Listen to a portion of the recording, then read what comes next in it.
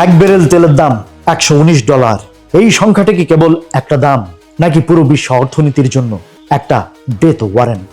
এটা আসলে একটা চেইন রিঅ্যাকশন। হরমুজ প্রণালী দিয়ে প্রতিদিন 2 কোটি ব্যারেল তেল আসতো, যা এখন শূন্যের কোঠায়। অক্সফোর্ড বলছে এই জট না খুললে কয়েক মাস পর ইউরোপের মানুষ হয়তো ঘরে বাতি জ্বালাতে হিমশিম খাবে। তার মানে যুদ্ধের বারুদ এখন কেবল ইরানে নয়, বরং ইউরোপের রান্নাঘর আর ড্রয়িং রুম পর্যন্ত পৌঁছে গেছে। সৌদি আরব তারা বসে নেই, তারা পাইপলাইন দিয়ে লোহিত সাগর পর্যন্ত তেল পাঠাচ্ছে। কিন্তু সেটা কি পর্যাপ্ত?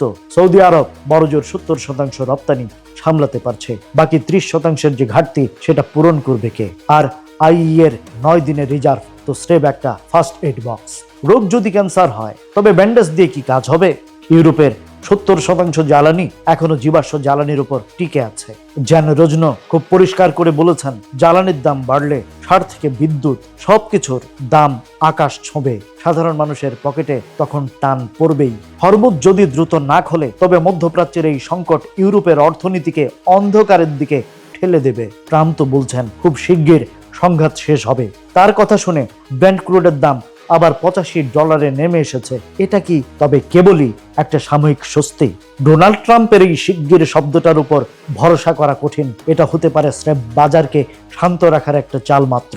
চীন কিন্তু ঠিকই 140 কোটি ব্যারেল তেল জমিয়ে রেখেছে। তারা জানে ঝড় এখনো থামেনি। আসলে ভূরাজনীতিতে কেউই কারো বন্ধু হয় না, সবাই নিজের স্বার্থের দাস হয় মাত্র। এখন প্রশ্ন হলো, ইউরোপের এই জ্বালানি নির্ভরতা কি তাদের সার্বভৌমত্বকে ঝুঁকির মুখে ফেলছে? প্রশ্নটা আপনাদের কাছে। 21শ শতাব্দীতে এসেও কি আমরা মধ্যপ্রাচ্যের কয়েকটা জলপথের কাছে জিম্মি হয়ে থাকব?